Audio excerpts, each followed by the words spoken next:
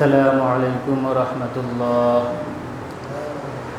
إن الحمد لله نحمده ونستعينه ونستغفره ونعوذ بالله من شرور أنفسنا. من يهده الله فلا مضل له ومن يضلله فلا هادي له. ونشهد أن لا إله إلا الله وحده لا شريك له. ونشهد أن سيدنا وسندنا وحبيبنا ومولانا محمدا عبده ورسوله أرسله بالحق بشيرا ونذيرا بين يدي الساعة. من يطع الله ورسوله فقد رشد من يعصهما. فإن خير الحديث كتاب الله وخير الهدي هدي محمد صلى الله عليه وسلم. وشر الأمور محدثاتها وكل محدثة بدعة وكل بدعة ضلالة وكل ضلالة في النار، أو كما قال عليه الصلاة والسلام: أشد الناس عذابا عند الله المصبرون. وقال الله تعالى: إن المنافقين يخادعون الله وهو يخادعهم وإذا قاموا إلى الصلاة قاموا كسالى. وقال الله تعالى: فويل للمصلين الذين هم عن صلاتهم ساهون। আলহামদুলিল্লাহ, মহান আল্লাহ পাকের দরবারে লাখ কোটি শুকরিয়া যে মহিয়ান গরিয়ান সর্বশক্তিমান পরম দয়ালু দাতা, আমাদের পালনকর্তা, রিজিক দাতা, সমস্ত জাহানের একমাত্র একচ্ছত্র মালিক মহান আল্লাহ রব্বুল আলামিনের দরবারে তার শেখানো ভাষায় আমরা সকল শুকরিয়া আদান। মহান আল্লাহ রব্বুল আলামিন আজকে পবিত্র জুমার দিন 2 রাকাত সালাতুল জুমা আদায়ের উদ্দেশ্যে আমাদের বিভিন্ন মহল থেকে, বিভিন্ন অঞ্চল থেকে কিছু সংখ্যক মুসলমান ভাইদেরকে 2 রাকাত সালাতুল জুমা আদায়ের উদ্দেশ্যে মসজিদে আসার বসার তৌফিক ইনায়াত করেছেন। এই জন্য তার ওই শেখানো ভাষায় শুকরিয়া আদান বলছি আলহামদুলিল্লাহ। মহান আল্লাহ রব্বুল আলামিন মানব জাতিকে পৃথিবীর বুকে পাঠিয়েছেন এবং জিন জাতিকে পাঠিয়েছেন একমাত্র তার ওই ইবাদত করার জন্য, যেই ইবাদত হবে খালেস নিয়তে, একমাত্র শুধুমাত্র কেবলমাত্র মহান আল্লাহ তাআলার জন্যই। আর এই ইবাদত করার সময়ে কোনো রকম লোক দেখানো বা রিয়া এরকম কোনো কিছুই আসতে পারবে না। শুধুমাত্র একচ্ছত্র মালিক আল্লাহ তাআলার জন্যই হতে হবে। আর এই ইবাদতের জন্যই আল্লাহ তাআলা আমাদেরকে পৃথিবীতে পাঠিয়েছেন। ওমা খালাকাতুল জিন্না ওয়াল ইনসা ইল্লা লিয়াবুদুন। সম্মানিত হাজিরিন, আজকের আমার আলোচনার বিষয় হচ্ছে রিয়া বা লোক দেখানো ইবাদতের ভয়াবহতা এবং তার পরিণাম। এর সাথে আরও একটি বিষয়ে সংক্ষিপ্ত ভাগ আলোচনা করব আলোচনার শেষ অংশে, সেটা হচ্ছে মুহররম মাস। যে মুহররম মাস সম্পর্কে কয়েকটি হাদিস বলবো ইনশাআল্লাহ। ওমা তৌফিকি ইল্লা বিল্লাহ। মহান আল্লাহ পাক রব্বুল আলামিন পবিত্র কোরআনের মধ্যে বলেছেন: লা ইয়ানালুল্লাহু লুহুমুহা ওয়ালা দিমাউহা ওয়ালাকিন ইয়ানালুহুত তাকওয়া মিনকুম। আমরা যে সমস্ত ইবাদত বন্দেগী করি, তা কোরবানি হোক, তা আল্লাহর রাস্তায় দান করা হোক, সাদাকা করা হোক, নামাজ হোক, সিয়াম হোক, যাকাত হোক, আমরা যত ধরনের ইবাদত বন্দেগী করি, আমাদের এই ইবাদত বন্দেগীর একমাত্র আমাদের খালেস নিয়তটাই আল্লাহ তাআলার দরবারে পৌঁছায়। আমরা যে সমস্ত ইবাদত বন্দেগী করি তার মধ্যে আল্লাহ তাআলার দরবারে শুধুমাত্র আমাদের নিয়তটাই পৌঁছাবে। আমরা লোক দেখানো ইবাদত করি বা যাই করি না কেন, এর কোনো কিছু আল্লাহ তাআলার দরবারে পৌঁছাবে না। এই জন্যই আল্লাহ তাআলা বলেছেন, লা ইয়ানালুল্লাহু লুহুমুহা ওয়ালা দিমাউহা ওয়ালাকিন ইয়ানালুহুত তাকওয়া মিনকুম। এই আয়াতটি শুধুমাত্র আমরা বছরে একবার শুনতে পাই, সেটা হচ্ছে যখনই কোরবানির ঈদ আসে তখনই শুনতে পাই, কিন্তু না, এই আয়াতটি আমাদেরকে সারা বছর আমল করতে হবে। এই আয়াতের মর্ম এটাই নয় শুধুমাত্র কোরবানি করব, ওই কোরবানির পশু আল্লাহর দরবারে পৌঁছায় না, শুধুমাত্র আমাদের নিয়তটা পৌঁছায়, আমরা এখানেই শেষ করে দেই। এখানেই শেষ নয়, আমরা যত ধরনের আমল করি প্রত্যেকটা আমলের ক্ষেত্রে আল্লাহ তাআলার দরবারে পৌঁছাবে শুধুমাত্র আমাদের খালেস নিয়তটা সঠিক রাখতে হবে। নিয়ত সঠিক রাখলেই সেই ইবাদতই আল্লাহ তাআলার দরবারে কবুল হবে। সম্মানিত হাজিরিন, আজকের বিষয় হচ্ছে রিয়া বা লোক দেখানো ইবাদত। লোক দেখানো ইবাদত বলতে আমরা কি বুঝি? এটা এরকম একটা ব্যাধি, এরকম একটা সামাজিক ব্যাধিও বলা যেতে পারে। আমাদের প্রত্যেকটা মানুষের ভিতরে রিয়া এরকমভাবে ঢুকে গেছে, এরকমভাবে প্রবেশ করেছে, আমরা টেরই পাই না যে কিভাবে আমাদের ভিতরে, অন্তরের ভিতরে রিয়া ঢুকেছে, কিভাবে লোক দেখানোর ইবাদত আমাদের প্রত্যেকের অন্তরের ভিতরে ঢুকে আছে। এ থেকে আপনি আমি কেহ ফারেক হইতে পারিনি, এটা আমাদের প্রত্যেকের ভিতরে আছে। সেটা হচ্ছে আমরা যখন কোনো ইবাদত বন্দেগী করি, আমরা মনে মনে নিয়ত করি যে আমি যদি এভাবে ইবাদত করি এই লোকে আমাকে দেখবে, ভালো বলবে, বাহবা দিবে, সে আমাকে দেখে প্রশংসা করবে।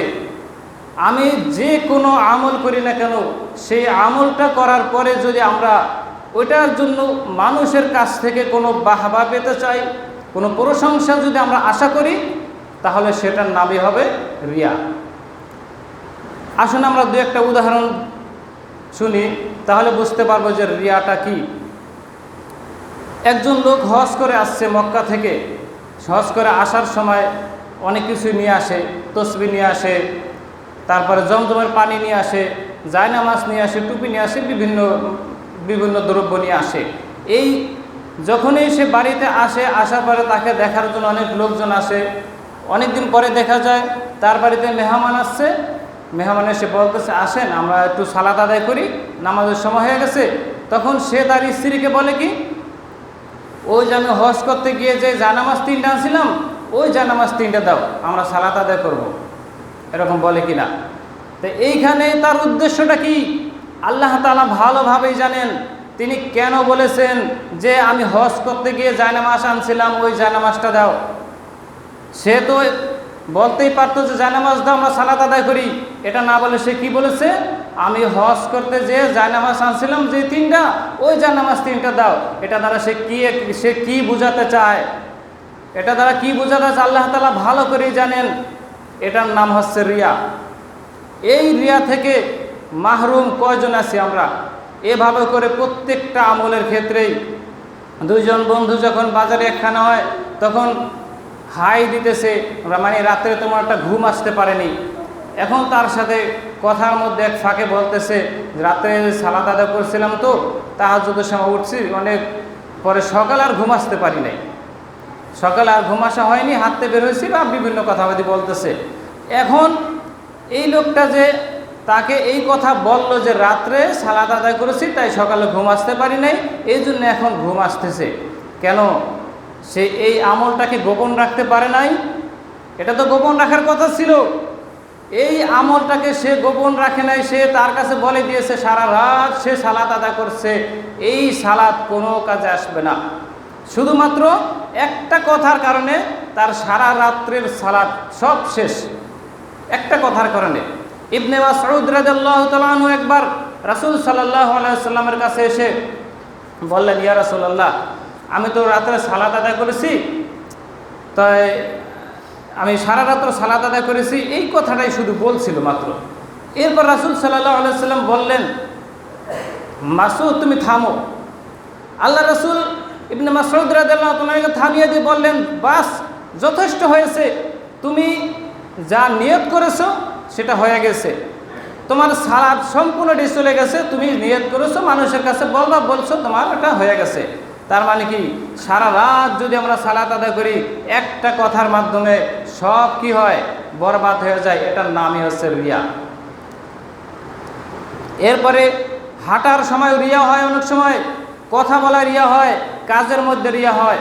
হাঁটার সময় রিয়া হয় কিভাবে? আপনি যখন রাস্তা দিয়ে হাঁটেন, খুব সুন্দরভাবে নিসমিনচে আস্তে আস্তে ধীরে সুস্থভাবে হাঁটতেছেন, কিন্তু এই হাঁটাটা সবসময় হাঁটেন না, মাঝে মধ্যে এভাবে হাঁটতেছেন, কারণ মনের মধ্যে একটুখানি রিয়া আসছে। সেটা হচ্ছে যে মানুষ আমাকে একটু পরহেজগার ভাববে, হয়তো আমি একটু মানুষের কাছ থেকে একটু প্রশংসা পাবো, এই জন্য সে এইভাবে আস্তে আস্তে হাঁটতেছে। এই হাঁটার মধ্যেও তার রিয়া হয়ে গেছে, এই হাঁটার মধ্যেও তার কি রিয়া হয়ে গেছে। আর এই রিয়াকারীদের ব্যাপারে রাসূল সাল্লাল্লাহু আলাইহি সাল্লাম বলেছেন, জাহান্নামের মধ্যে একটা জাহান্নাম হচ্ছে জুব্বুল হুজুন। এই জুব্বুল হুজুন জাহান্নাম থেকে আল্লাহ তাআলার রাসূল পানাহ চেতে বলেছেন। অন্যান্য যে সমস্ত জাহান্নাম আছে, প্রত্যেকটা জাহান্নাম আল্লাহ তাআলার কাছে প্রত্যেক দিন 500 বার পানাহ চায়, প্রত্যেক দিন 500 বার পানাহ চায়। কোন জাহান্নাম থেকে? জুব্বুল হুজুন জাহান্নাম থেকে। এই জাহান্নাম এত বড় কঠিন, এত বড় মারাত্মক জাহান্নাম, যে জাহান্নামের ভয়ে অন্যান্য জাহান্নাম কাঁপতে থাকে। তারা পানাহ চায়, হে আল্লাহ, আমাদেরকে এই জুব্বুল হুজুন জাহান্নাম থেকে রক্ষা করো। প্রত্যেক দিন 500 বার পানাহ চায় অন্যান্য জাহান্নাম। তাহলে জাহান্নামের আযাবটা কত কঠিন, অন্য জাহান্নাম পানাহ চায়। একটু চিন্তা করা যায়, জাহান্নামের মধ্যে সবচেয়ে কম আযাব দেওয়া হবে হযরত আবু তালিব, রাসূল সাল্লাল্লাহু আলাইহি সাল্লামের চাচা আবু তালিবকে সবচেয়ে কম আযাব দেওয়া হবে। সেটা হচ্ছে তাকে আগুনের জুতো পরিয়ে দেওয়া হবে, সকলেই জানি। তাই সেই আগুনের জুতো পরিয়ে দেওয়া জাহান্নাম, ওইটা হচ্ছে সবচেয়ে কম। তাই কঠিন থেকে তার চেয়ে বেশি কঠিন, 1000 গুণ বেশি কঠিন হচ্ছে জুব্বুল হুজুন জাহান্নাম। সেই জাহান্নামে কে যাবে? রাসূল সাল্লাল্লাহু আলাইহি সাল্লাম বলেছেন, যারা লোক দেখানো ইবাদত করে, রিয়াকারী, একমাত্র তারাই ওই জাহান্নামে যাবে। নাউজুবিল্লাহ। এই জাহান্নাম থেকে আল্লাহ রাসূল পানাহ চেতে বলেছেন, অন্যান্য জাহান্নামও পানাহ চায় এই জাহান্নাম থেকে। সম্মানিত উপস্থিতি, মানুষ 3টা কারণে রিয়া করে থাকে, 3টা কারণে মানুষ লোক দেখানো ইবাদত করে থাকে। 1 নাম্বার কারণ হচ্ছে মানুষের প্রশংসা পাওয়ার জন্য। মানুষ তাকে প্রশংসা করুক, এই জন্য সে তার প্রতিপত্তিকে সে ধরে রাখে, সে তার গৌরবকে ধরে রাখার চেষ্টা করে। মানুষ যাতে তার প্রশংসা করে, এই জন্য তার বক্তব্যকে সুন্দর করে উপস্থাপন করে। এরপরে মানুষ যাতে তার প্রশংসা করে, এই জন্য তার প্রেজেন্টেশনকে সুন্দর করে উপস্থাপন করে।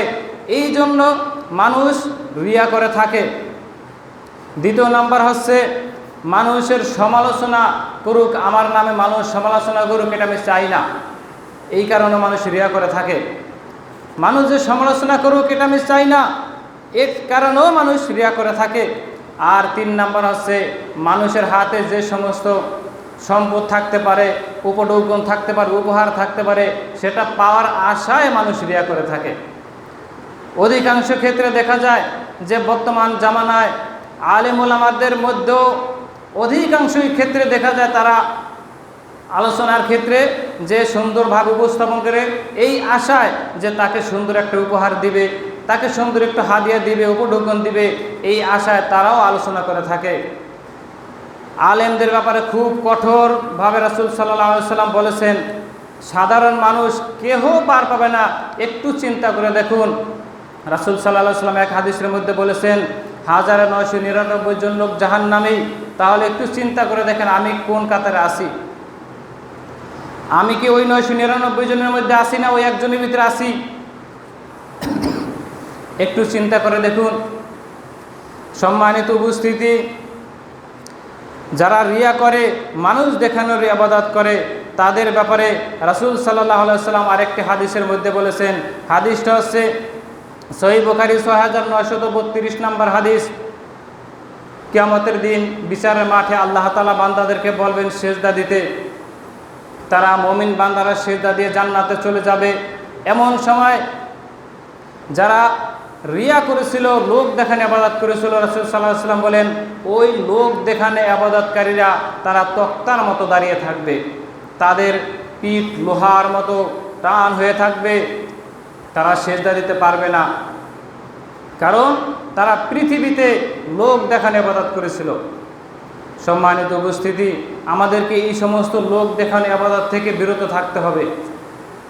মানুষদের খুশি করার জন্য আমাদের জিন্দেগি নয়, দুনিয়াতে আমরা সামান্য কিছুদিন থাকব, এই সামান্য কিছুদিনের জন্য যদি আমরা লোক দেখানো ইবাদত করি তাহলে তো আমাদের দুনিয়া আখিরাত পুরোটাই বরবাদ হয়ে যাবে। সম্মানিত হাজিরিন, আল্লাহ তাআলা বলেন লোক দেখানো ইবাদত মুনাফিক যারা তারা করে থাকে। এই ব্যাপারে মহান আল্লাহ তাআলা বলেন সূরা নিসার 142 নম্বর আয়াত, ইন্নাল মুনাফিকিনা ইয়াখাদিউনাল্লাহ ওয়া হুয়া ইয়াখাদিউহুম। যারা মুনাফিক তারা আল্লাহ তাআলার সাথে প্রতারণা করে, আর এই প্রতারণার জবাব আল্লাহ ভালোভাবে দিতে জানেন, আর আল্লাহ ভালোভাবে দিবেন। ওয়াইদা ক্বামু ইলাস সালাতু ক্বামু কুসালা। তারা যখন সালাতে দাঁড়ায় তখন খুব অলসভাবে দাঁড়ায়। তারা সালাতে যখন দাঁড়ায় তখন তাদের মনের ভিতরে, তাদের শরীরের ভিতরে এরকম অলসতা এসে যায়, মনে হচ্ছে কত তাড়াতাড়ি সালাতটা শেষ করা যায়, কত দ্রুত সালাত শেষ করব, এটাই তাদের মনের মধ্যে আসে। আর তারা খুব দ্রুত সালাত শেষ করে দেয়, আর খুব অলসভাবে দাঁড়ায়, ধীর সুস্থভাবে সুন্দরভাবে সালাতটা লম্বা করতে তারা চায় না। এটা হচ্ছে এই রিয়াকারী মুনাফিক। এই মুনাফিকদের ব্যাপারেও আল্লাহ তাআলা বলতেছেন ইন্নাল মুনাফিকিনা ফিদ দারকিল আসফালি মিনান নার।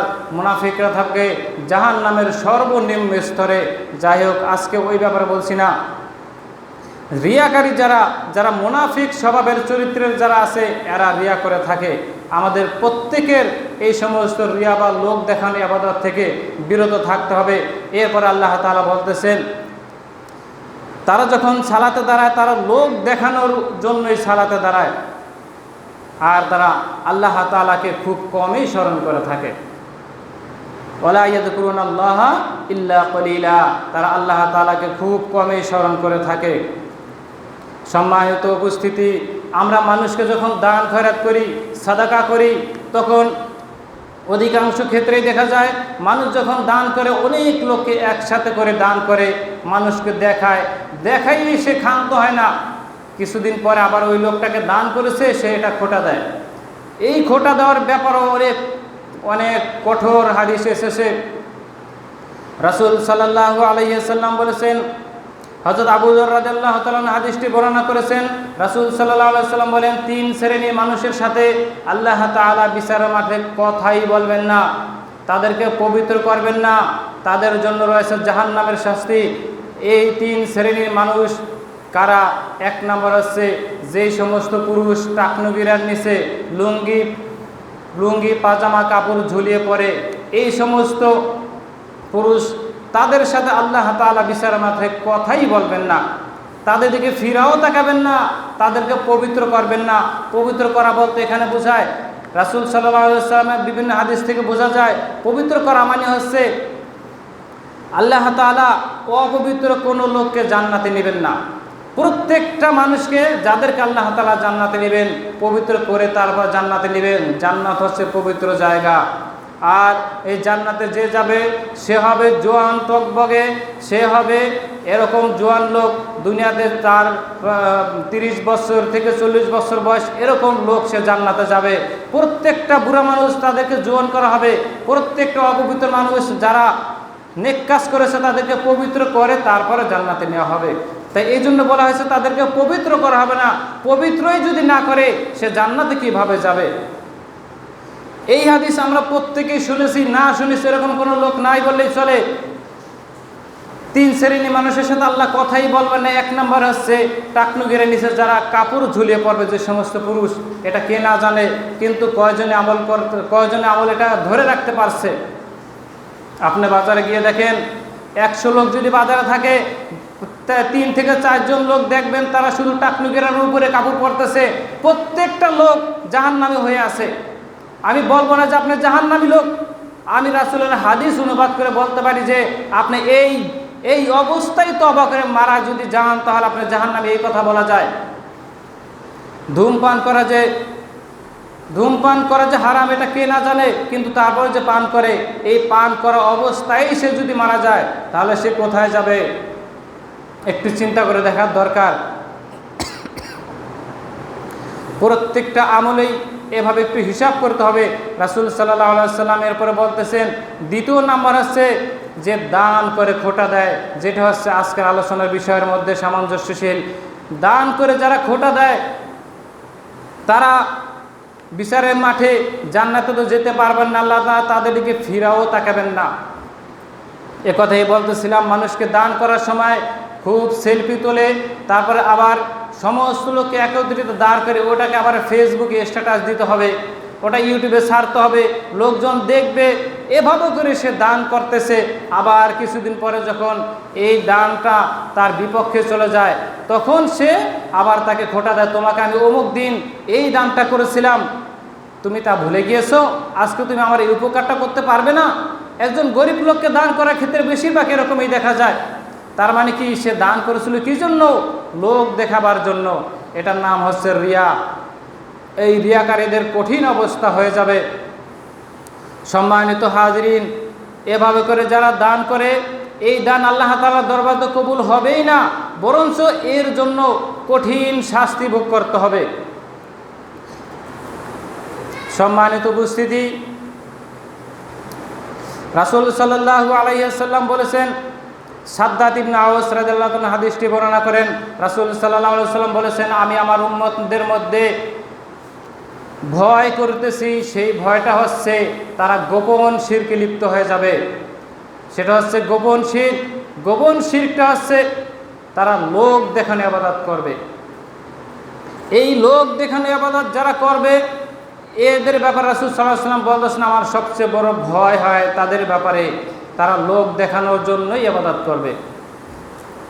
প্রিয় ভাইয়েরা, আমরা যখন সালাত আদায় করি, এই সালাত আদায় করার সময় অনেক ক্ষেত্রে দেখা যায় আমি সালাত আদায় করতেছি, পাশে আমার লোক বসে আছে, এই লোকটা দেখে আমাকে ভালো বলবে, পাশের লোকজন দেখে ভালো বলবে, এই জন্য সালাতটাকে দীর্ঘায়িত করে। অনেক ক্ষেত্রে এরকম হয়ে যায়। রাসূল সাল্লাল্লাহু আলাইহি ওয়াসাল্লাম বলেছেন, আবু সাঈদ খুদরী রাদিয়াল্লাহু তাআলা হাদিসটি বর্ণনা করেন, আমরা মাসীহুদ দাজ্জাল সম্পর্কে আলোচনা করতেছিলাম, এমন অবস্থা রাসূল সাল্লাল্লাহু আলাইহি ওয়াসাল্লাম আমাদের পাশে এসে উপস্থিত হলেন। তিনি বললেন, আমি কি তোমাদেরকে মাসীহুদ দাজ্জালের চাইতেও ভয়ঙ্কর ফিতনার কথা বলবো না? তখন আমরা বললাম, হ্যাঁ ইয়া রাসূলুল্লাহ, অবশ্যই বলেন। তখন রাসূল সাল্লাল্লাহু আলাইহি ওয়াসাল্লাম বললেন, আর তা হচ্ছে একজন লোক সালাতে দাঁড়াবে, তার পাশে লোকজন থেকে সে সালাতকে দীর্ঘায়িত করবে, সে পাশে লোকজন দেখে সালাতকে সুন্দর করবে, অথচ সে এত সুন্দর করে সালাত সবসময় পড়ে না। তাহলে এটা কি হলো? এটা হচ্ছে রিয়া, এটা হচ্ছে গোপন শিরক। এই গোপন শিরক যারা করবে, এদেরকে জুব্বুল হুজুর নামক জাহান্নামে যেতে হবে। সম্মানিত হাজিরিন, রাসূল সাল্লাল্লাহু আলাইহি ওয়াসাল্লাম কত কঠোরভাবে হাদিসগুলি বর্ণনা করেছেন, অথচ এই কঠোরতা আমরা এটাকে কোনো ভুরুক্ষেপই করি না। আমাদেরকে চিন্তা করতে হবে, রাসূল সাল্লাল্লাহু আলাইহি ওয়াসাল্লাম যে হাদিসগুলি বলেছেন, আজকে দেখা যায় হাদিসের গ্রন্থের মধ্যে পড়ে থাকে। যখন এমন একটা হাদিস বলা হয় যে হাদিসটা কখনো কেউ শোনে নাই বা খুব কম শুনেছে, তখন তারা বলে যে এই সমস্ত আলেমরা, এই সমস্ত হুজুররা নতুন নতুন মাসলা নিয়ে আসে, নতুন হাদিস নিয়ে আসে, তারা এগুলো নিয়ে তৈরি করে। ভাই এরকম বলে কিনা? এরকম তারা বলে, আমাদেরকে অপমানিত করার চেষ্টা করে। অথচ হাদিস গ্রন্থের মধ্যে রাফুল ইয়াদাইন সম্পর্কে 460টা হাদিস রয়েছে জুজুল রাফুল ইয়াদাইনের মধ্যে। এই হাদিসগুলি নিয়ে কোথায় পড়ে আছে? অথচ মুহাদ্দিস তিনি জীবনে কখনো মনে হয় হাদিসগুলি চোখেই দেখেননি, এরকম ভাব নেন, মনে হচ্ছে তারা হাদিস পানি নেই খুঁজে হাদিসি কিতাবের মধ্যে, অথচ বুখারী খতম দিয়ে ফেলায়। যাই হোক, নতুন কোনো হাদিস আমরা কখনই বর্ণনা করি না। যে হাদিসের গ্রন্থের মধ্যে আছে ওই হাদিসই বর্ণনা করি। হাদিসটা পুরনো, কিন্তু আপনার কানে শোনা নতুন, আমাদের পড়া নতুন, কিন্তু হাদিস গ্রন্থের মধ্যে হাদিস পড়ে আছে। কয়টা হাদিস আমাদের মুখস্থ আছে বলেন? যাই হোক, রাসূল সাল্লাল্লাহু আলাইহি ওয়াসাল্লাম যেভাবে আমাদেরকে রিয়া থেকে মুক্ত হতে বলেছেন, সেভাবে আমাদেরকে চেষ্টা করতে হবে। রিয়া হচ্ছে দাজ্জালের ফিতনার সাথে ভয়ঙ্কর ফিতনা। দাজ্জালের ফিতনা এত বড় কঠিন, এত বড় মারাত্মক, প্রত্যেক সাহাবীরা দাজ্জালের ফিতনা থেকে পানাহ চেয়েছে। সমস্ত নবী রাসূলগণ দাজ্জালের ফিতনা থেকে আল্লাহ তাআলার কাছে পানাহ চেয়েছে। সমস্ত উলামায়ে কেরাম, পূর্ববর্তী জামানার সমস্ত উলামায়ে কেরাম, তারা সকলেই দাজ্জালের ফিতনা থেকে আল্লাহ তাআলার কাছে পানাহ চেয়েছেন। এমনকি সমস্ত ইমামগণ দাজ্জালের ফিতনা থেকে পানাহ চেয়েছেন। আল্লাহ রাসূল বলেছেন, ওই দাজ্জালের ফিতনার চাইতেও ভয়ঙ্কর ফিতনা হচ্ছে লোক দেখানো সালাত আদায় করা। তাহলে সালাত আদায় করতে হবে কার জন্য? একমাত্র কেবলমাত্র শুধুমাত্র আল্লাহ তাআলার জন্যই আদায় করতে হবে। ঘরের মধ্যে সালাত আদায় করে খুব দ্রুত 2 রাকাত সুন্নত সালাত ঘরে আদায় করার সময় 1.5 মিনিট সময় লাগে, আর মসজিদে এসে এই 2 রাকাত সালাত আদায় করতে 5 মিনিট লাগে। কারণটা কি? আল্লাহ তাআলা মনের খবর সবই জানেন। মসজিদে অনেক লোকজন থাকে, ওই লোকজনের সামনে আপনি 5 মিনিটে নামাজ আদায় করলেন, কারণটা কি? এটার নামই হচ্ছে রিয়া। সালাত আদায় করতে হবে সুন্দরভাবে সব ক্ষেত্রেই। যখন একাকী থাকেন তখনও সুন্দরভাবে সালাত আদায় করতে হবে, যখন জনসমুদ্রে থাকেন, সমস্ত মানুষের সামনে থাকেন, তখনও একইভাবে সালাত আদায় করতে হবে। আর প্রত্যেক ক্ষেত্রেই একমাত্র রাসূল সাল্লাল্লাহু আলাইহি ওয়াসাল্লামের তরিকা মতো আল্লাহ তাআলাকে দেখানোর জন্যই সালাত আদায় করতে হবে। অন্য কোনো লোকদেরকে দেখানোর উদ্দেশ্যে সালাত আদায় করা যাবে না। ফুজাইল ইবনে আয়াস রাহমাতুল্লাহ আলাইহি, তিনি একজন আল্লাহ তাআলার নেককার বান্দা ছিলেন। তিনি কয়েকটা কথা বলেছেন। তিনি আমাদের জামানা থেকে আরও কয়েকশো বছর পূর্বের জামানার লোক। তিনি বলেছেন, আমাদের জামানায় লোকেরা তারা যখন নফল কোনো আমল করে, আমলগুলি প্রকাশ করার চেষ্টা করে, তারা আমলগুলি প্রকাশ করে দেয়, মানুষের কাছে বলে বেড়ায় আমি এই আমল করেছি, ওই আমল করেছি। আরও কয়েকশো বছর আগে তিনি এই কথা বলেছেন। আর তিনি বলতেছেন, আমাদের পূর্ব জামানার আলেম ওলামারা, আমাদের পূর্বের জামানার যে সমস্ত নেককার বান্দারা আমল করত, তারা আমলকে গোপন করে রাখত। তারা কখনোই তাদের নফল আমলের কথা মানুষের কাছে বলে বেড়াতো না, তারা সব সময় আমলকে গোপন করে রাখত। আর আমাদের পরবর্তী জামানার লোকেরা তারা আমল করার পূর্বেই তারা প্রচার করে দিবে। এখন সেই জামানা আসছে কিনা ভাই? আমল করার পূর্বেই তারা প্রচার করে দিবে। এটা হচ্ছে কি না? এটা এরকমভাবে দেখা যায়, বলে যে আমি ইনশাল্লাহ আগামীকালকে তাহাজ্জুদের সালাত আদায় করব। বলে না ভাই, আমি রাত্রে আগামীকালে তাহাজ্জুদের সালাত আদায় করব। এটা গর্বের বিষয় নয়।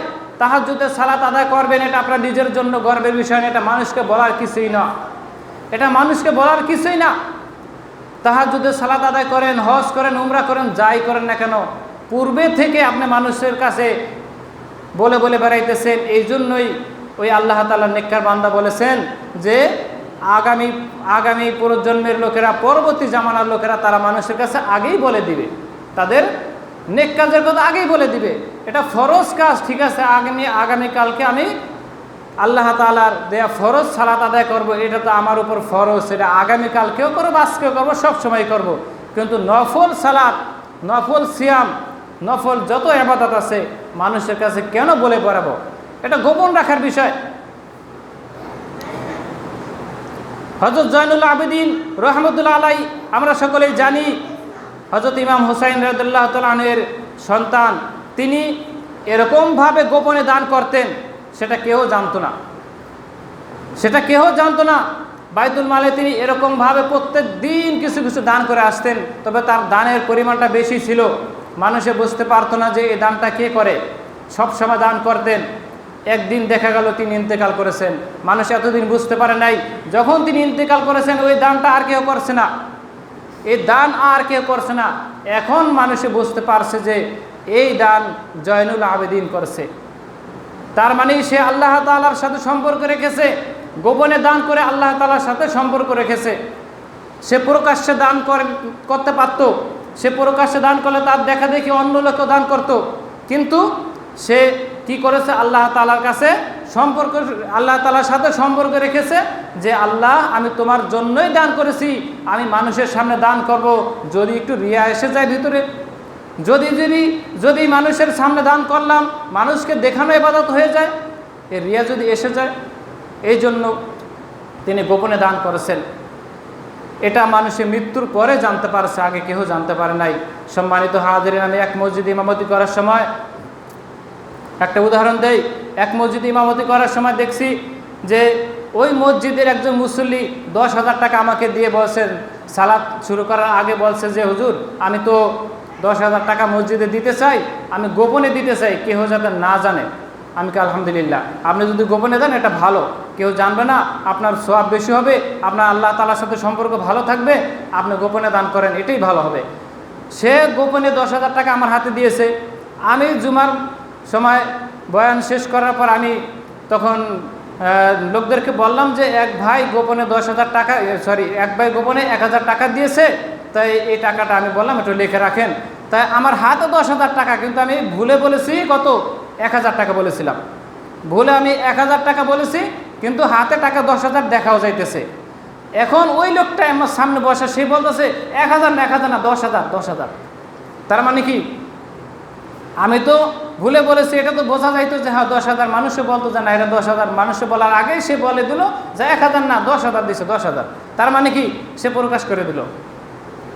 আল্লাহ তাআলা তার হয়তো এমনও হইতে পারে যে আল্লাহ তাআলা তাকে ওই সময় পরীক্ষা করতে চেয়েছেন, এই জন্য হয়তো আমি ভুলে গেছি, তাও হইতে পারে। তাহলে সে কি করলো, গোপনে দিয়েও গোপন রাখতে পারলো না। সম্মানিত হাজিরিন, আল্লাহ তাআলা বিভিন্নভাবে মানুষকে পরীক্ষা করে থাকেন। আপনি দান করে আবার কিছুদিন পরে খোটা দিবেন, এই ব্যাপারেও কঠোর কথা এসেছে যে আপনি যদি একজন লোককে দান করেন, ওই লোকটা একদিন দেখবেন আপনাকে এরকম একটা ক্ষতি করে দিবে, তখন আপনি দানের কথা ভুলে যাবেন। এরকম হয় কিনা ভাই? আমাদের সমাজে একটা কথা প্রচলন আছে, কাউকে যদি উপকার করি তাহলে সে বাস দেয়। হয়তো কথাটা কোনো কোনো ক্ষেত্রে খারাপ শোনা যাইতেও পারে, কিন্তু এই কথাটা বাস্তব যে তাকে সে একদিন ক্ষতি করবে। এই কথাটা বেশিরভাগ ক্ষেত্রে দেখা যায় সে তার দ্বারাই আবার ক্ষতিগ্রস্ত হয়। আল্লাহ তাআলা এটার মাধ্যমেই পরীক্ষা করতে চান যে বান্দা, ওর মাধ্যমে আমি তোমাকে পরীক্ষা করব। তুমি এই লোকটাকে দান করেছো 10,000 টাকা, ধরালাম একজন রিস্কাওয়ালাকে তুমি 10,000 টাকা দান করলে, কি জন্য দান করেছো? সে তোমাকে বলেছে চাচা আমি তো অসহায়, আমাকে একটু করে সহযোগিতা করেন, আমার খুব কষ্ট হয়, আমি একটু রিস্কে চালাই বা বিভিন্ন কথা বললেন, তাকে 10,000 টাকা দান করে দিলেন। কিছুদিন পরে দেখা গেল যে এই লোকটার মাধ্যমে কোনোভাবে আপনার ক্ষতি হচ্ছে, কোনোভাবেই ক্ষতি হচ্ছে। আর এই সময়ে আপনি কি ধৈর্য ধরেন, না ওই কথাটা বলে দেন যে আমি কয়দিন আগে তোমাকে 10,000 টাকা দিলাম, তুমি আজকেই আমার বিরুদ্ধে তুমি লেগে গেলে? এই কথাটা কি আপনি বলে ফেলেন কিনা? আল্লাহ তাআলা এটা আপনাকে আমাকে পরীক্ষা করতেছে। তাই দান করলে, উপকার করলে যেরকমভাবে আল্লাহ তাআলা প্রতিদান দেন, এই প্রতিদানটা আল্লাহ তাআলা এমনি এমনি দেন না, এই প্রতিদানটা আল্লাহ তাআলা পরীক্ষার মাধ্যমে দেন। এই জন্যই ওই লোকটার মাধ্যমেই একদিন না একদিন কিছু না কিছু আপনার ক্ষতি হতেই থাকবে, কিছু না কিছু ক্ষতি হবেই। যেই ক্ষতির জন্য আপনি তাকে খোটা দিয়ে ফালান কিনা, এটা আল্লাহ তাআলা দেখবেন। সম্মানিত হাজিরিন, আমরা দাওয়াত দেওয়ার ক্ষেত্রে যে সমস্ত ভুলটা করে ফেলি, সেটা হচ্ছে মানুষদেরকে আমরা দাওয়াত দেই দ্বীনের পথে, দাওয়াত দেওয়ার পরে আবার মানুষের কাছে বলে বেড়াই, আমরা বলে বেড়াই যে আমরা অমুক লোককে দাওয়াত করছি, আমার মাধ্যমে কয়জন লোক হেদায়েত পেয়েছে, আমার মাধ্যমে অমুক লোকটা নামাজি হয়ে গেছে। এটা হচ্ছে রিয়া। এরকম গল্প কোথাও করা যাবে না। এটা হচ্ছে লোক দেখানো ইবাদত, এটা কখনো করা যাবে না। আবার অনেক ক্ষেত্রে দেখা যায় একজন লোক আগে দাড়ি রাখতো না, এখন দাড়ি রাখতেছে। একজন লোক আগে নামাজ পড়তো না, এখন নামাজ পড়তেছে। সিয়াম পালন করতো না, এখন সিয়াম পালন করতেছে। আর মানুষের কাছে বলে বেড়াইতেছে যে আমি আগে কি ছিলাম জানো, আমি তো আগে সালাত আদায় করতাম না ঠিক মতন, নামাজই পড়তাম না, আমার দাড়ি ছিল না, আমি দাড়ি রেখেছি। এই কথা বলা, এটা হচ্ছে রিয়া। এটাও রিয়া। আপনি আমল করেছেন, সঠিক পথে ফিরে এসেছেন, এটা আল্লাহকে দেখান, মানুষকে দেখানোর কোনো প্রয়োজন নেই, মানুষের সাথে এভাবে বলে বেড়ানোর কোনো প্রয়োজন নেই। সম্মানিত হাজিরিন, আমাদেরকে এই সমস্ত রিয়া নামক ভয়ঙ্কর ব্যাধি থেকে হেফাজতে থাকতে হবে। আল্লাহ তাআলা আমাদের সকলকে তৌফিক দান করুন, বলুন আমিন। সম্মানিত উপস্থিতি, মহান আল্লাহ রাব্বুল আলামিন আমাদেরকে রিয়া মুক্ত ইবাদত করার কথাই বলেছেন। আমাদের সকলের আমল আল্লাহ তাআলা কবুল করবেন কিসের মাধ্যমে? আমাদের নিয়তের মাধ্যমে। সেটা হচ্ছে ফাইলুল লিল মুসাল্লিন, মুসল্লিদের মধ্যেও দুর্ভোগ, ওই সমস্ত মুসল্লিদেরকে দুর্ভোগ বলেছেন আল্লাহ তাআলা যে সমস্ত মুসল্লিরা সালাতে গাফেল। ফাইলুল লিল মুসাল্লিন আল্লাযীনা হুম আন সালাতিহিম সাহুন আল্লাযীনা হুম ইরাউন, যে সমস্ত মুসল্লিরা সালাত আদায় করে অথচ লোককে দেখানোর জন্য তারা সালাত আদায় করে, মানুষকে দেখানোর জন্য সালাত আদায় করে, এই সমস্ত লোকদের ব্যাপারে আল্লাহ তাআলা বলেছেন ফাইলুল লিল মুসাল্লিন, ওরা হচ্ছে দুর্ভোগ, ওই সমস্ত মুসল্লিদের জন্য ধ্বংস ভয়ানক। সম্মানিত হাজিরিন, মহান আল্লাহ রাব্বুল আলামিন আমাদেরকে রিয়া মুক্ত ইবাদত বন্দেগী করার কথা বলেছেন। রাসূল সাল্লাল্লাহু আলাইহি ওয়াসাল্লাম আমাদেরকে দাজ্জালের ফিতনার সাথে ভয়ঙ্কর ফিতনা, সেটা হচ্ছে লোক দেখানো ইবাদত, লোক দেখানো সালাত, এটা থেকে আমাদেরকে দূরে থাকতে বলেছেন। আল্লাহ তাআলা আমাদের সকলকে এই সমস্ত রিয়া থেকে, এই সমস্ত লোক দেখানো ইবাদত থেকে দূরে থাকার তৌফিক দান করুন। আমা তৌফিক ইল্লা বিল্লাহ, আমাদেরকে আল্লাহ তাআলা আমল করার তৌফিক দান করুন, বলুন আমিন।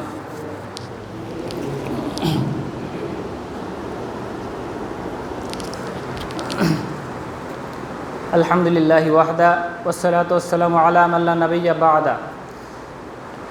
মহান রব্বুল আলামিন আমাদেরকে প্রত্যেকটা মানুষকে এবং জিন জাতিকে দুনিয়াতে পাঠিয়েছেন একমাত্র কেবলমাত্র শুধুমাত্র তার ইবাদত করার জন্য, আর সেই ইবাদতটা হবে খালেস নিয়তে, একমাত্র তারই জন্যই হতে হবে। সম্মানিত ভাইরা, আজকে পবিত্র মুহররম মাসের 5 তারিখ। আজকে মুহররম মাসের 5 তারিখ। অনেকেই আমরা জানি না আরবি 12টি মাসের মধ্যে আল্লাহ তাআলা 4টি মাসকে সম্মানিত বলেছেন। এই 4টি মাসটা হচ্ছে কি? জিলকাদ, জিলহজ এবং মুহররম আর হচ্ছে সফর। এই 4টি মাসকে আল্লাহ তাআলা সম্মানিত মাস বলেছেন পবিত্র কোরআনে। আর এই সম্মানিত মাসের সম্মান রক্ষাটা কিভাবে করতে হয়? নফল ইবাদত বন্দেগীর মাধ্যমে করতে হয়।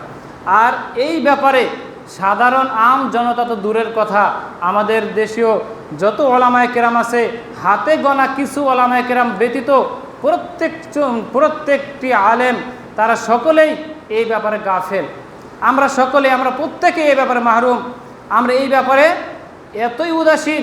আল্লাহ তাআলা যে আমাদেরকে 4টি মাস দান করেছেন, সম্মানিত মাস, আল্লাহ বলেছেন সম্মানিত, তো সম্মানিত মাসের আমলটা কি বেশি করতে হয় না? ইবাদতটা কি বেশি করতে হয় না? তাই এই সম্মানিত মাসের মধ্যে 4টি মাস, কি মাস? জিলকাদ, জিলহজ, মুহররম আর একটা কি? সফর। এই 4টি মাস রাসূল সাল্লাল্লাহু আলাইহি ওয়াসাল্লাম হযরত আবু হুরায়রা রাদিয়াল্লাহু তাআলা হাদিসটি বর্ণনা করেন। রাসূল সাল্লাল্লাহু আলাইহি ওয়াসাল্লাম মক্কা থেকে যখন মদিনায় হিজরত করলেন, তখন দেখা যায় মদিনার ইহুদিরা তারা মুহররমের এই 10 তারিখে সিয়াম পালন করতেছে। মুহররমের 10 তারিখে তারা সিয়াম পালন করে। তারা রাসূল সাল্লাল্লাহু আলাইহি ওয়াসাল্লাম জিজ্ঞাসা করলেন, তোমরা এই দিনে কেন সিয়াম পালন করো? তারা বলেছিল, এই দিনে হযরত মূসা আলাইহিস সালামকে আল্লাহ তাআলা সাগর পাড়ি দিয়ে হযরত ফেরাউনের কবল থেকে রক্ষা করেছিল। ফেরাউন এত বড় দাম্ভিক লোক ছিল, এত বড় খারাপ লোক ছিল, যেই লোকটা হযরত মূসা আলাইহিস সালামকে, বনি ইসরাইলদেরকে 400 বছর পর্যন্ত অত্যাচার করেছে, নির্যাতন করেছে। তার কবল থেকে আল্লাহ তাআলা মূসা আলাইহিস সালামকে রক্ষা করেছেন এই সাগর পাড়ি দেওয়ার মাধ্যমে। ঘটনা সকলে জানি, ঘটনা বলবো না। মূসা আলাইহিস সালাম তখন সিয়াম পালন করেছিলেন শুকরিয়া স্বরূপ। শুকরিয়া আদায়ের জন্য তিনি কিভাবে শুকরিয়া আদায় করবেন? আল্লাহ তাআলার দরবারে তখন তিনি সিয়াম পালন করেছিলেন এই দিন। এই জন্য ইহুদিরা বলতেছে, আমরা আমাদের নবী মূসা আলাইহিস সালামের সেই শুকরিয়া তার এই দিন আমরা সিয়াম পালন করি। রাসূল সাল্লাল্লাহু আলাইহি সাল্লাম বললেন যে মূসা আলাইহিস সালাম নবী, আমি নবী, মূসা আলাইহিস সালামের হকদার আমার অনেক বেশি, এই জন্য আমিও এই দিন সিয়াম পালন করব। রাসূল সাল্লাল্লাহু আলাইহি সাল্লাম ওই দিন সিয়াম পালন করলেন। এরপরে সাহাবীরা রাসূল সাল্লাল্লাহু আলাইহি সাল্লামকে জিজ্ঞাসা করলেন, ইয়া রাসূলুল্লাহ, আপনি তো ইহুদিদেরকে বিরোধিতা করতে বলেছেন, ইহুদিদেরকে বিরোধিতা করার কথা বলেছেন, তারা এই দিনে সিয়াম পালন করতেছে, আপনি এই দিন সিয়াম পালন করলেন। রাসূল সাল্লাল্লাহু আলাইহি সাল্লাম বললেন যে আমি এই দিন সিয়াম পালন করেছি, আল্লাহ তাআলা আমাকে যদি বাঁচিয়ে রাখেন আমি সামনে বছরও আমি এই দিনের আগের দিন অর্থাৎ 9 তারিখে সিয়াম পালন করব। তার মানে কি মুহররমের 9 এবং 10 2 দিন আমি সিয়াম পালন করব। এই 2 দিন আল্লাহ রাসূল সিয়াম পালন করার কথা বলেছেন। তাহলে রাসূল সাল্লাল্লাহু আলাইহি সাল্লাম বললেন যে প্রথম দিন সিয়াম পালন হবে ইহুদিদের বিরোধিতা করা। আমরা যদি ইহুদিদের বিরোধিতা করার কথা বলি, তাদেরকে কিভাবে বিরোধিতা করা হয়? তাদেরকে বিভিন্নভাবে বিরোধিতা কথা রাসূল সাল্লাল্লাহু আলাইহি সাল্লাম বলেছেন। এর মধ্যে একটা হচ্ছে আমরা ইফতার করি যখন সূর্য অস্ত যায় সাথে সাথে করি না? সূর্য যখন অস্ত যায় আমরা সাথে সাথে ইফতার করি। আর ইহুদিরা কিছুক্ষণ পরে ইফতার করে। ইহুদিরা সিয়াম পালন করে, তারা কিছুক্ষণ পরে ইফতার করে।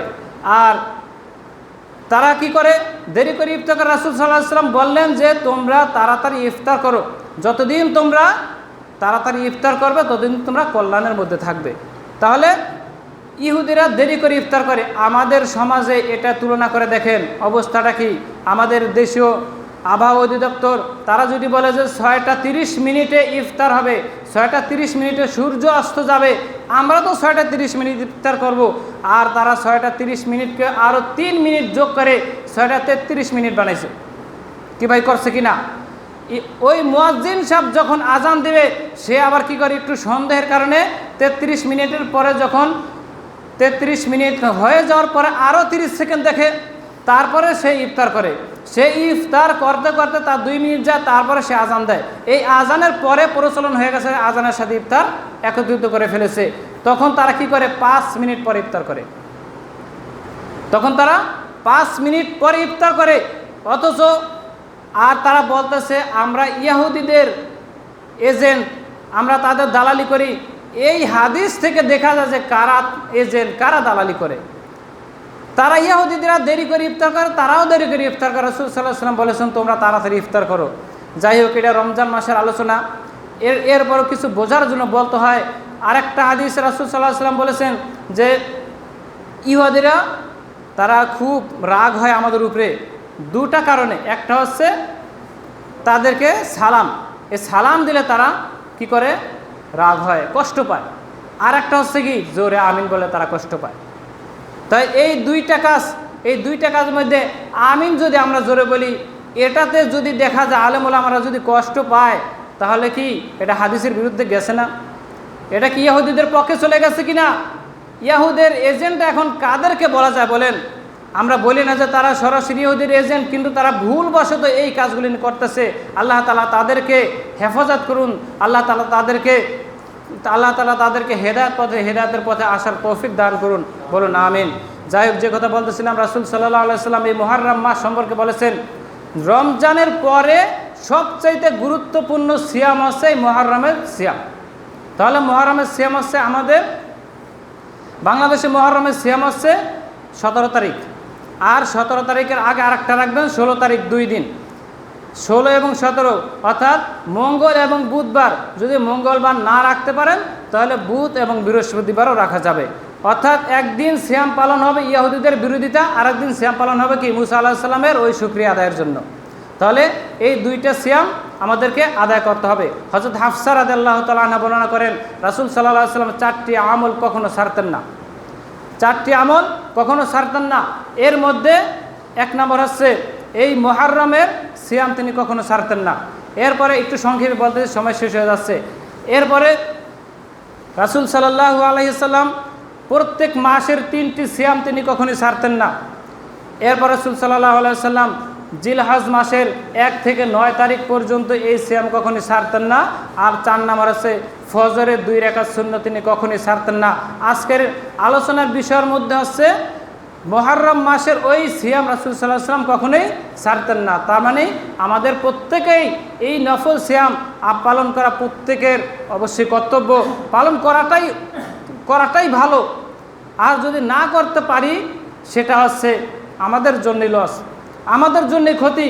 আমরা তবে এটা না পালন করলে কবিরা গুনাহ হবে তা হবে না, কিন্তু অনেক বড় সওয়াব থেকে আমরা মাহরুম হয়ে যাব। তাই আমরা প্রত্যেকে সিয়াম রাখার চেষ্টা করব। আরেকটা হাদিসের মধ্যে রাসূল সাল্লাল্লাহু আলাইহি ওয়াসাল্লাম বলেছেন কেউ যদি মুহররমের সিয়াম পালন করে আমি আশা করি আল্লাহ তাআলা পূর্ববর্তী 1 বছরের গুনাহ মাফ করে দিবেন। সুবহানাল্লাহ। তাহলে মুহররম মাস সম্পর্কে এই কয়েকটি হাদিসে দেখা যায়। ইহা ছাড়া আমাদের দেশে যে সমস্ত আজগবি কারবার দেখা যায় সেটা হচ্ছে রাফেজি সম্প্রদায়, শিয়া সম্প্রদায়। তারা কি করে, তাজিয়া মিছিল বের করে, তারা হাই হুসাইন বলে তারা নিজেদের শরীরকে ক্ষতবিক্ষত করে। এটা সম্পূর্ণ হারাম, সম্পূর্ণ নাজায়েজ কাজ তারা করতেছে। এই সমস্ত নাজায়েজ কাজ থেকে আল্লাহ তাআলা আমাদেরকে হেফাজত করুন, বলুন আমিন। তারা এই শিয়া রাফেজি সম্প্রদায়, তারা হযরত হুসাইন রাদিয়াল্লাহু তাআলা, তার বাবা আলী রাদিয়াল্লাহু তাআলা এর জন্য তো তারা শোক পালন করে না। তারা তো মুহাম্মদ সাল্লাল্লাহু আলাইহি ওয়াসাল্লামের জন্য শোক পালন করে না। তারা তো যত সাহাবায়ে কেরাম ছিল তাদের জন্য তো শোক পালন করে না। তারা শুধু একমাত্র হুসাইন রাদিয়াল্লাহু তাআলা এর জন্য শোক পালন করতেছে। এর মানেটা কি? তারা কাউকেই দেখতে পারছে না, তারা কাউকেই পরোয়া করতেছে না, শুধুমাত্র হুসাইনকে নিয়ে তারা এরকম মৃত্যুবার্ষিকী পালন করতেছে, যেটা ইসলামে নাজায়েজ। ইসলামে 3 দিনের বেশি, কেউ মারা গেলে 3 দিনের বেশি শোক পালন করা জায়েজ নাই। অথচ তারা প্রতি বছর এভাবে শোক তো পালন করে করে নিজেদের শরীরকে ক্ষতবিক্ষত করতেছে, সেটাও হারাম। তারা যে মিছিল করতেছে সেটাও নাজায়েজ। তা যাই হোক, আল্লাহ তাআলা তাদেরকে হেদায়েতের পথে আনুক, আমরা এই আশাই করি। আল্লাহ তাআলা তাদেরকে সঠিক বুঝ দান করুন, আমরা এই আশাই করি। সম্মানিত হাজিরিন, মুহররম মাসের যে 2টি সিয়াম আমরা সকলে রাখার চেষ্টা করব। আর রিয়া সম্পর্কে, লোক দেখানো ইবাদত সম্পর্কে যে কয়টি কথা আলোচনা করলাম বিভিন্ন হাদিস এবং কোরআন থেকে যা আলোচনা করলাম, আল্লাহ তাআলা আমাদের সকলকে সঠিকভাবে আমল করার মতো তৌফিক দান করুন। আমা তৌফিক ইল্লা বিল্লাহ। সুবহানাকাল্লাহুম্মা ওয়া বিহামদিকা।